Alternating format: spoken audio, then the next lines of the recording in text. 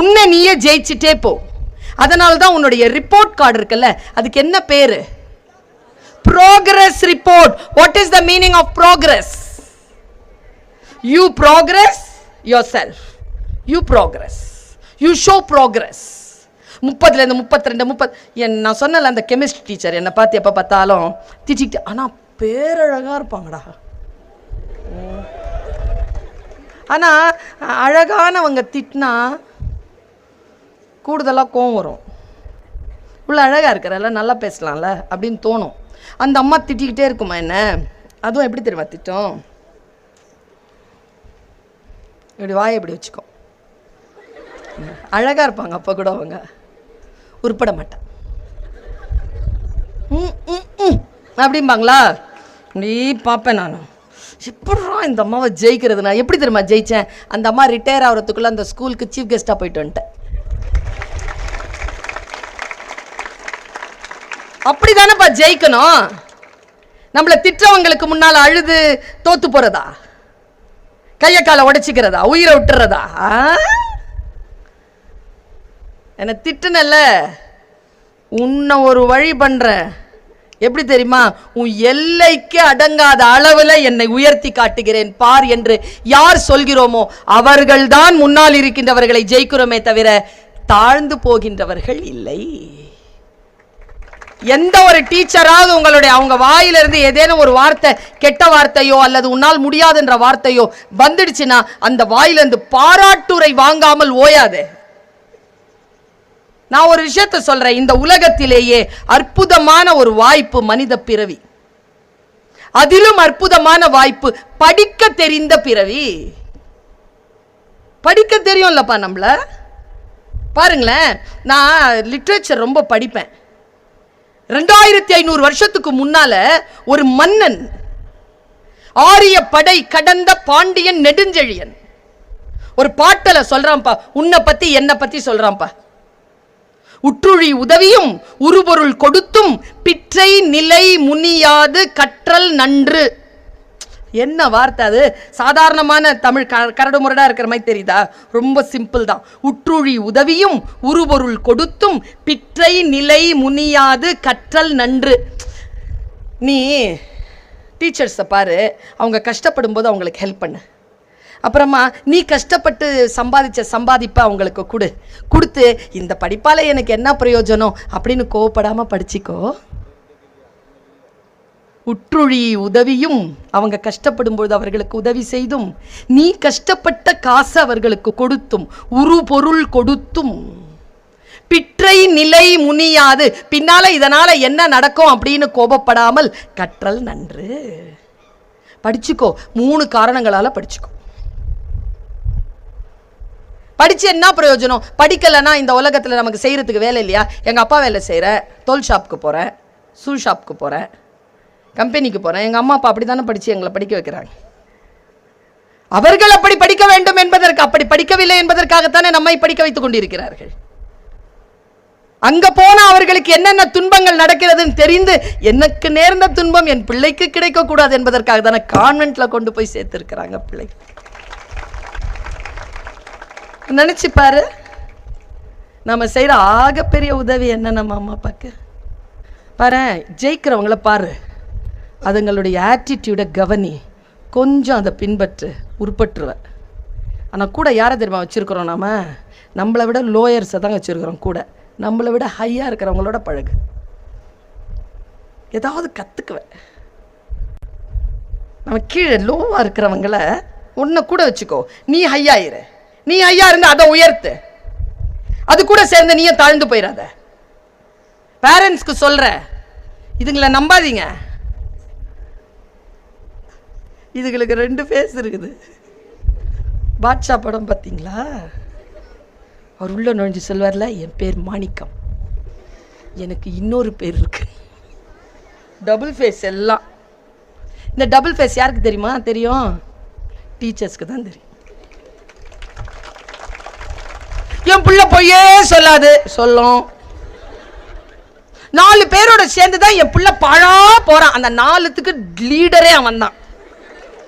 நீங்க எங்க கிட்ட வாங்க, நான் பெற்றோர்களுக்கு சொல்றேன், உங்க குழந்தைகளை நீங்க முதல்ல புரிஞ்சுக்கோங்க.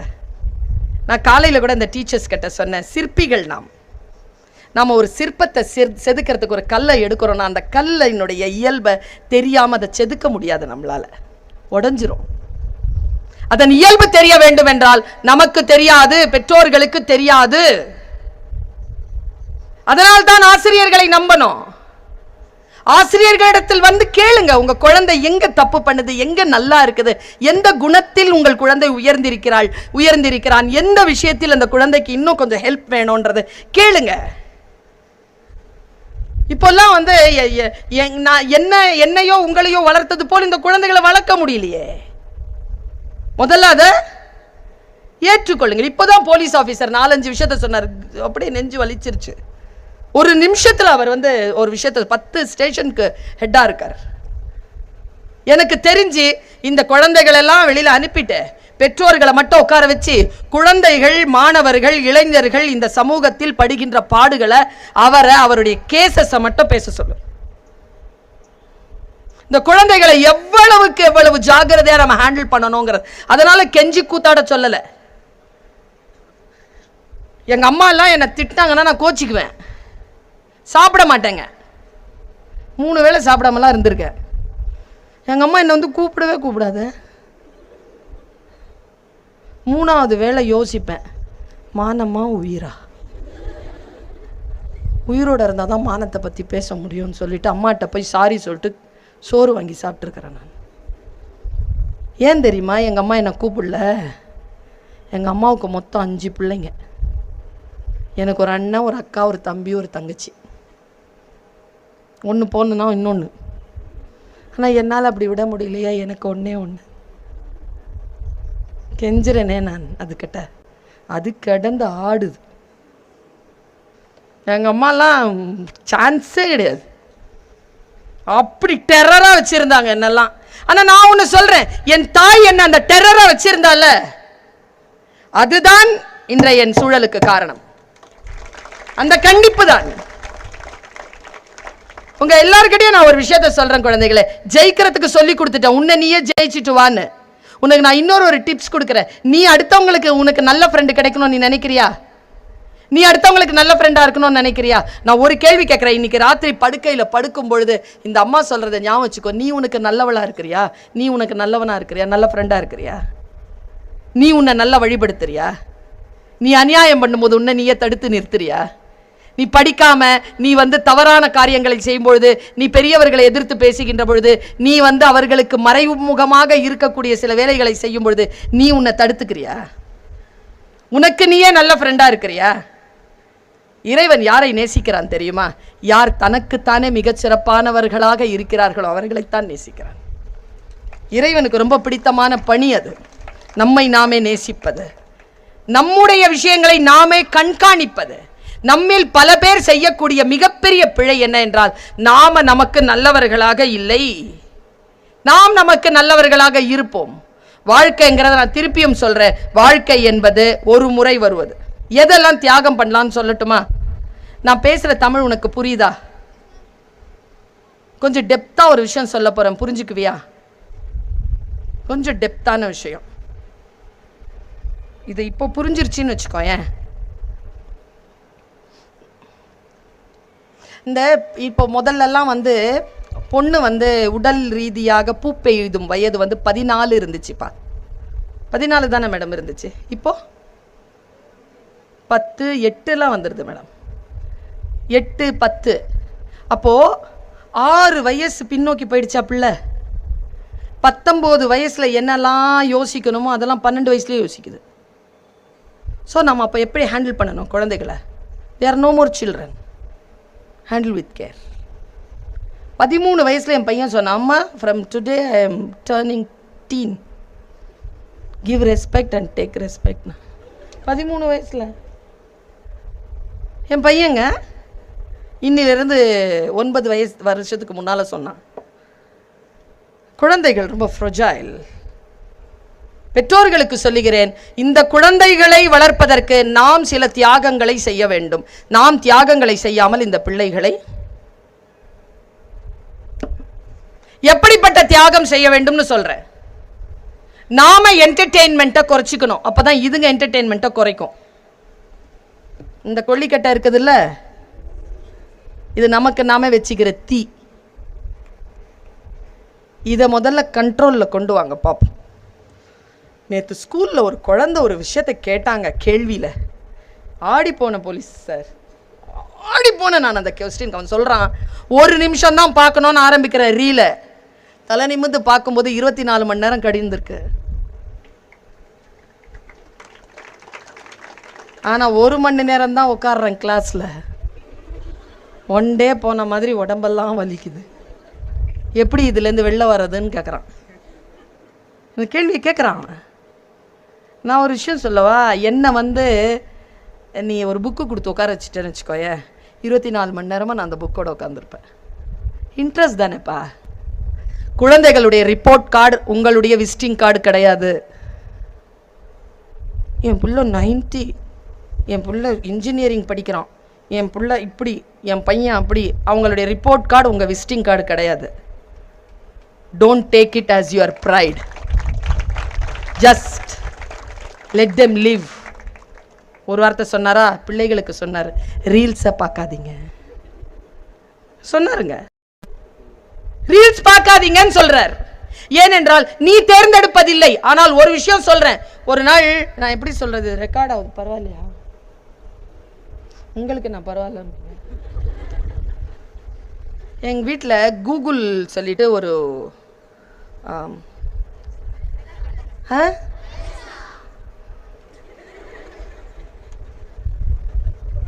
நான் பிஹெச்டி, வெங்காய பச்சடி, தயிர் பச்சடி, பெரிய ப்ரொஃபஸரு. அலெக்ஸா இல்லை, அது கூகுள்னே வருது, ஒரு பெரிய ஒரு, அது பேர் தெரில, நான் அப்புறமா சொல்கிறேன். அது ஏதோ ப்ரெசன்டேஷன் யாரோ கொடுத்தாங்க, நான் வாங்கலை, அது வச்சுட்டேன்னா. நான் அதுக்கிட்ட சொன்னால் அது ஒரு பாட்டு போடும். அது என்னென்னா, ஒரு ஏதோ போயிட்டே இருக்கும்பொழுது அந்த வேர்டிங் கேட்கணும். மேரா தில் தா கேலா அப்படிங்கிற ஒரு பாட்டு இருக்குல்ல, என்னப்பா உருது பாட்டுப்பா, ஹிந்தி பாட்டு. மேரா தில் தா கேலா தூனே खेल ऐसा खेला तेरी याद में जागूं रात भर बाजीगरो बस. அந்த பாட்டா நான் போகும்போது அதுக்கிட்ட மேரா தில் தா கேலான்னு சொல் ஆரம்பிக்கணும்னா அது வந்துட்டுல, hey Sultana, I am worried about you. அது பேசுது என்கிட்ட, திக்குன்னு உட்காந்துட்டேன் நான். எதுக்கு இது பேசு?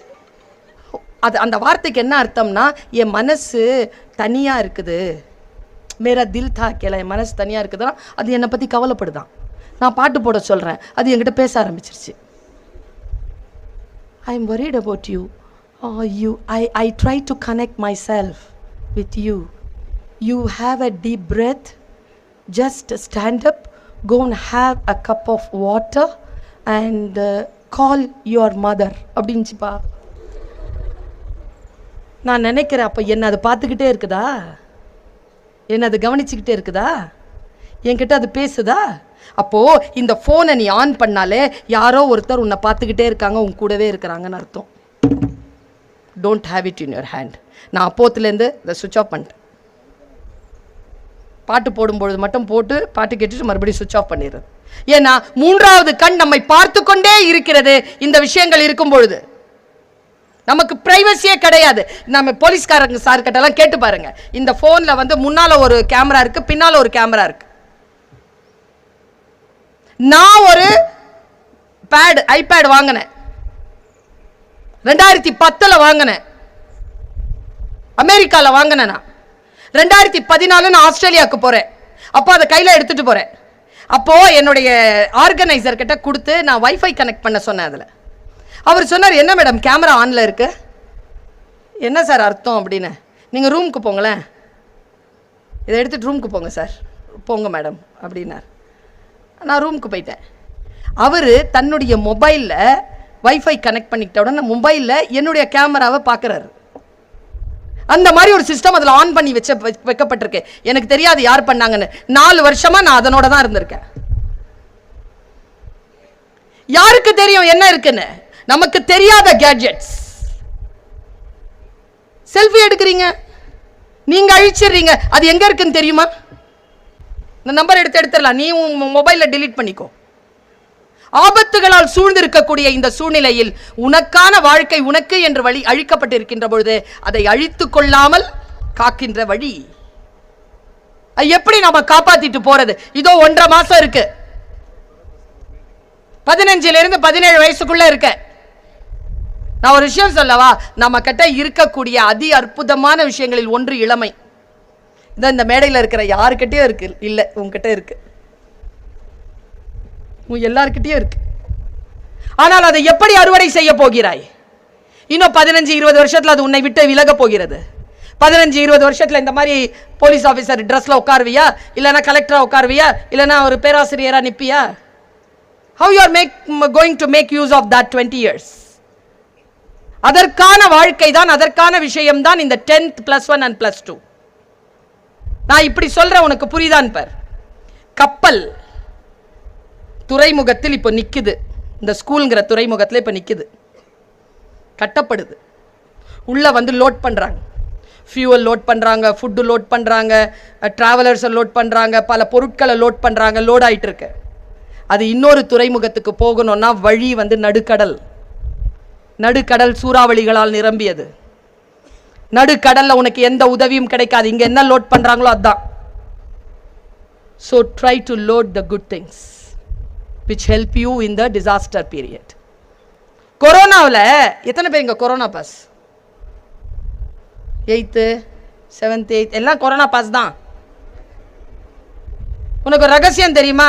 கொரோனா வந்த காலகட்டத்தில் 10th +1 +2 எழுதின பிள்ளைகளுக்கு எப்படி மார்க் போட்டாங்க தெரியுமா? அவங்க பப்ளிக் எக்ஸாம் எழுதல. நான் ரொம்ப ஞானமா இந்த வார்த்தையை சொல்றேன், ரொம்ப டெப்தா ஒரு வார்த்தை சொல்றேன்னு சொல்லி நிறுத்தி இருக்கிறேன். அதை நான் சொல்லுவேன். இந்த ரொம்ப டெப்தான இன்னொரு வார்த்தை என்னன்னா, கொரோனா பீரியட்ல 10th ஸ்டாண்டர்ட் எழுதின பிள்ளைகளுக்கான எக்ஸாமினேஷன் அந்த வருஷம் நடக்கல. மார்ச் 20 நமக்கு வருது ஆர்டர், 20 நாளைக்கு லாக்டவுன். அப்புறம் அப்படியே எக்ஸ்டெண்ட் பண்ணிட்டே போறாங்க. ஆனா 10th படிச்ச பிள்ளைகளுக்கு +1 விரும்பிய குரூப் யாருக்கு கிடைச்சது? 12th படிக்கிற பிள்ளைங்க யார் மெடிக்கலுக்கு போனாங்க?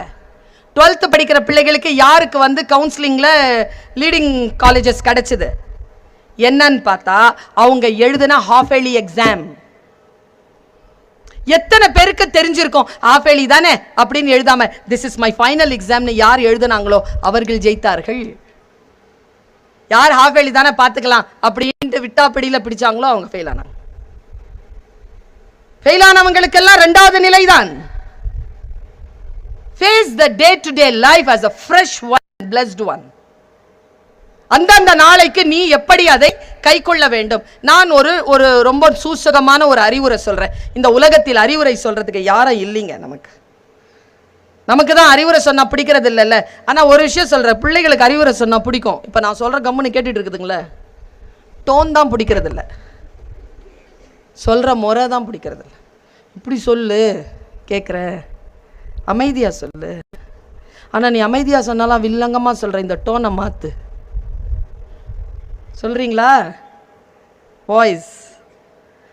மிக நுட்பமான சூட்சமமான ஒரு விஷயம், டெப்தான விஷயம் சொல்றேன்னு சொன்னேன் இல்லையா? அந்த டெப்தான விஷயம் என்னன்னு சொல்றேன். நீ இந்த வயதில் எதற்கு நோ சொல்ல வேண்டும்? நான் சொல்ல போறது பெரிய விஷயம். புரிந்தவர்கள் சரியாக புரிந்து கொண்டால் இந்த 1.5 மாசத்துல யூ வின். எப்படின்னு சொல்றேன் பார். ராமாயணத்துல மொத்தம் எத்தனை அண்ணன் தம்பிங்க? எத்தனை பேரு? ராமாயணத்துல எத்தனை பேர் குழந்தை? டேய் பக்கத்துல கேட்காதரா. 5 கிடையாது. அதான் 5 இல்லைன்னா 4. 5 கிடையாதுன்னா 4 தானே. 5னா மகாபாரதம், 4னா ராமாயணம். இந்த 4 பேர் யார் யார்? பர் 90 எப்படி சொல்லுது பார். உன்னை உட்காந்துட்டு பாரு, நீ சொல்லு ராஜா, நான் கை தட்டுறேன், நீ சொல்லுன்னு பக்கத்தில் ஒன்று உட்காந்துக்கிட்டு இருக்கு. 4 யாரு?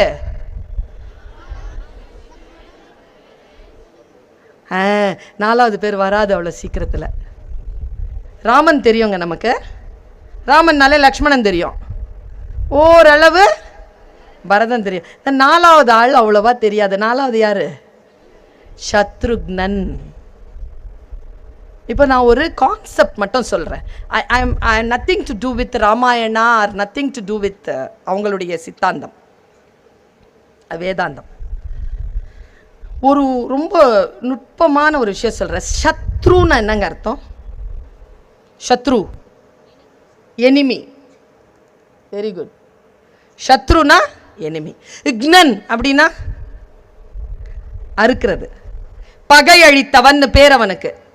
குழந்தை பிறந்த உடனே வசிட்டர் பேர் வைக்கிறாரு சத்ருக்னன். ஆனால் நான் துளசிதாசரை படிக்கிறேன், வால்மீகி படிக்கிறேன், கம்பராமாயணம் படிக்கிறேன். எதிலுமே சத்ருக்னன் எந்த போரிலும் ஈடுபட்டதாக கருத்து இல்லை. போரிலேயே ஈடுபடாத அவன் எந்த பகை அழித்தான்? பகை அழித்தவன் பேர் வச்சான் வசிட்டேன். அப்போ பொய்யாது. அவன் உண்மையில் எந்த பகையாவது அழித்தானா? அவன் பகை அழித்தவன். எந்த பகையை? வைஷ்ணவ சம்பிரதாயத்தில் சத்ருக்னங்கிற பேருக்கு என்ன விளக்கம் அளிக்கப்படுகிறதுன்னு போய் தேடினேன். மத நம்பிக்கை கொண்டவர்கள் அவங்க சொல்றாங்க பாருங்க. ராமன் பிறக்கிறார். ராமனுக்கு தம்பி பிறந்த உடனே தம்பியினுடைய 2 தம்பிங்க பிறக்கிறாங்க, ட்வின்ஸ். அவங்க ராமனுக்கு கீழே 3 பேர். அதில் ஒரு தாய்க்கு சுமித்திரைக்கு ட்வின்ஸ் பிறந்தாங்க. அந்த ட்வின்ஸ்ல சத்ருக்னனும் லக்ஷ்மணனும். லக்ஷ்மணன் ராமன் கூடவே இருப்பார். இந்த சத்ருக்னன் இருக்கார் இல்லையா, அவர் பரதன் கூடவே இருப்பார். அவருடைய நோக்கம் பரதனோட இருக்கிறது. அவருடைய இலக்கு, வாழ்க்கையின் இலக்கு எப்படி லக்ஷ்மணனுக்கு ராமனோடையே இருந்துட்டு செத்து போயிடணுமோ அப்படி சத்ருக்னனுடைய இலக்கு பரதனோடையே இருந்து அழிஞ்சிட்டு போயிடணும். அவ்வளவுதான். பரதன் எங்க போறணும் அங்க போகணும். இது அவன் இலக்கு. இப்போ உனக்கு 10th எழுதணும், 11th எழுதணும், 12th எழுதணும், ஒரு UPSC எக்ஸாம் எழுதணும், ஒரு போலீஸ் ஆஃபீஸர் ஆகணும், IPS ஆகணும், IAS ஆகணும், IFS ஆகணும், IRSக்கு போகணும், இல்ல பெரிய தொழிலதிபர் ஆகணும், இந்த மாதிரி ஸ்கூல் கட்டணும். ஏதோ ஒரு இலக்கு இருக்கு. சத்ருக்னனுக்கு இலக்கு பரதன். அவன் பகை அழித்தான். பகை என்பது எது? நான் சொல்றது ரொம்ப டெப்தான விஷயம்னு சொல்லிட்டேன். நீ ரொம்ப டெப்தா இதை கேட்கலன்னா உனக்கு புரியாது. கவனம் சிதறினால் புரியாது.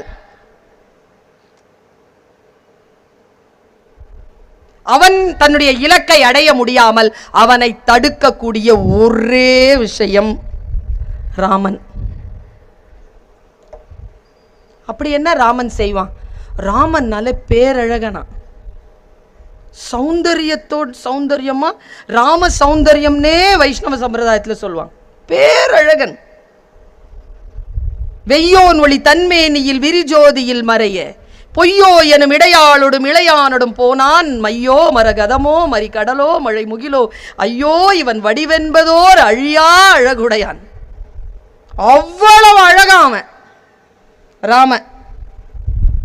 அவனை பார்த்தாலே அந்த சௌந்தரியத்திற்கு முன்னால தன்னை அப்படியே ஒப்படைச்சிருவாங்களா எல்லாரும்.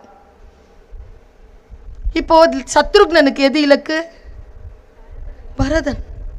பரதனை விட்டுட்டு ராமன் பக்கத்துல வரதுக்கு எவ்வளவு செகண்ட் ஆகும்?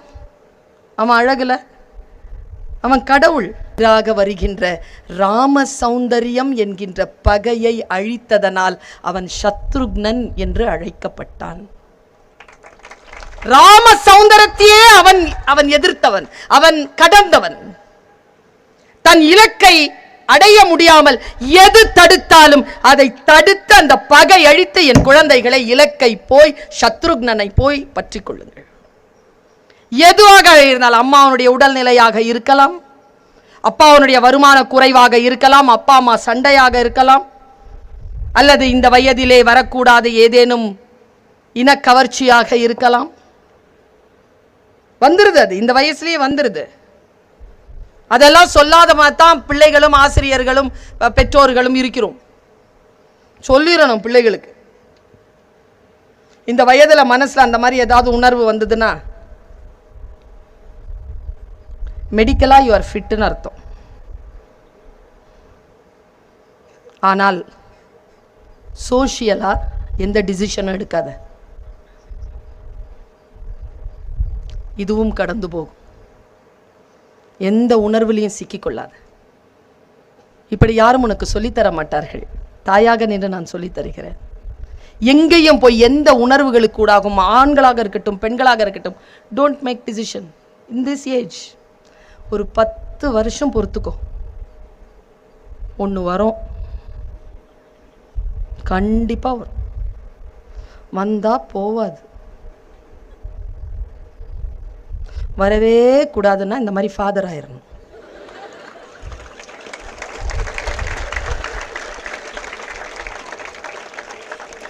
இல்லைன்னா வந்துடும். வந்தால் போவாது. வாழ்க்கை முழுக்க இருக்கும். சாகிற வரைக்கும் கூட இருக்கும்.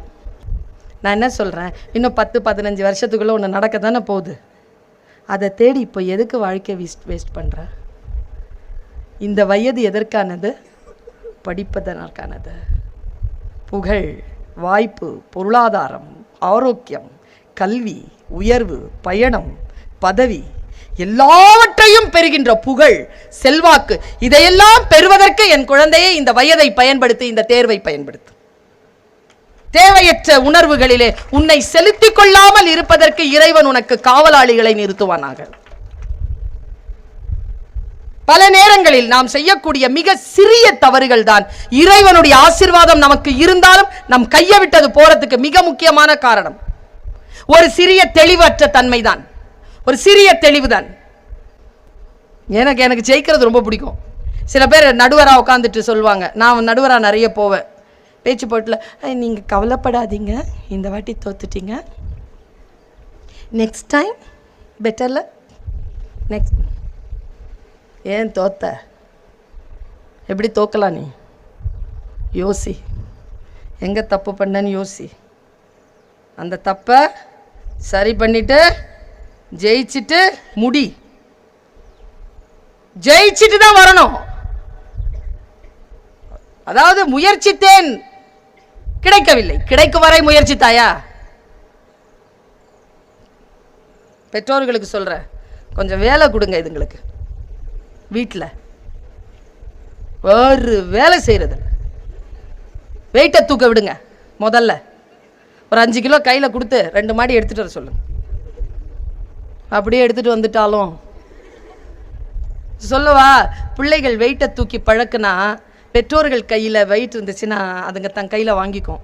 எந்த குழந்தை பெற்றோர் கையிலேருந்து தன் கைக்கு வெயிட்டை வாங்கிக்குதோ அந்த குழந்தை பெற்றோர்களை முதிர முதிர பார்த்து கொள்ளும். எந்த குழந்தை கையில் வெயிட்டு தூக்கிடக்கூடாதுன்னு சொல்லி சோத்து முட்டையை கூட நீங்கள் கொண்டு வந்து ஸ்கூலுக்குள்ளே கொடுக்குறீங்களோ, நீங்கள் சாகிற வரைக்கும் அதுங்களை நீங்கள் தான் பார்த்துக்கணும். இன்னொரு மந்திர சொல் சொல்லித்தரவா? நீங்களாம் காதை முடுங்க. மந்திர சொல் சொல்லித்தரவா? இங்கே பாருறா, இங்கே பாருமா, என்னையும் புருஷனையும் பார்த்துக்க வேண்டிய அவசியம்லாம் இல்லை. நீ படி, நல்லா வா, நல்லா வேலைக்கு போயிட்டு பொழப்பை பார்த்துக்கிட்டு போ, அது போதும் அப்படின்னு சொல்கிறீங்களா? அந்த மாதிரி பெற்றோர்களா இன்னிலேருந்து டைலாகாக மாற்றுங்க. ஏன்னா இதுங்கெல்லாம் அப்படி தான் இருக்குதுங்க. இன்னிலேருந்து என்ன டைலாக் மாற்றணும் தெரியுமா? இங்கே பாரு, நானும் என் மனைவியும் அனுபவிக்க வேண்டிய எந்த சந்தோஷத்தையும் அனுபவிக்காமல் உனக்காகவே வாழ்ந்து இந்த இளமையை உனக்காகவே துறந்திருக்கிறோம். உனக்காகவே உழைத்து உனக்கு ஃபீஸ் கட்டுறதுலேயே எங்கள் பாடு போகுது. நீ நல்லபடியாக வாழ்ந்து வளர்ந்து என்னையும் என் கணவனையும் என்னையும் என் மனைவியையும் பிள்ளைகளையும் கட்டுக்கோப்பாக பார்த்து இந்த குடும்ப தலைமையை வருங்காலத்தில் நீ ஏற்றுக்கொள்ள வேண்டும் என்று சொல்லி சொல்லி அந்த குழந்தைகளை வளருங்க. அந்த பாண்டேஜ் இருக்கட்டும், அந்த பாண்டேஜ் இருக்கட்டும். இல்லை, இன்னைக்கு அந்த பாண்டேஜ் இல்லை, எல்லாம் தனி சுயம் சுயம் சுயம் சுயமாயிடுச்சு எல்லாம். எங்க அம்மா கண்ணில் கண்ணீர் வந்துச்சுன்னா இது எதுக்கு அழுதுனே தெரியாத நான் அழுவேன். இந்த வயசுலயும் நான் கண்ணில் கண்ணீர் வந்துச்சா என் பையன் வந்து கேட்குறான், வாட் ஹேப்பன் டு யூ? என்னாச்சு? நான் எங்கே கவலைப்படுறேன் தெரியுமா? எனக்காவது என்னாச்சுன்னு கேட்குறான். அவன் புள்ள அவனை என்னன்னு கேட்கும். வாழ்க்கை வந்து அப்படியே டைலூட் ஆகிட்டே போகுது. பிடிச்சி வைங்க. நான் எப்படி இருக்கக்கூடாதுன்னு எனக்கு தெரியல, அதனால தானே அப்படி இருக்கிறேன். தெரிஞ்சதுன்னா அப்படி இருக்க மாட்டேனே. யாராவது ஏதாவது சொன்னாலும் கோபம் தானே வருது. சட்டுன்னு முடிவு பண்றேனே. எந்த அவமானங்களை விட சிறந்தது வாழ்க்கை குழந்தைகளை. மூச்சு இருக்குல்ல, அது எல்லாத்தை விட மகத்தானது. அதை ஜஸ்ட் சோல்ட். இறைவன் பூமியில் குப்பைகளை எறிவதே இல்லை. ஏதோ ஒரு நோக்கத்துக்காக தான் நம்ம பிறந்திருக்கோம், ஏதோ ஒரு நோக்கத்துக்காக தான் நம்ம இருக்கிறோம்.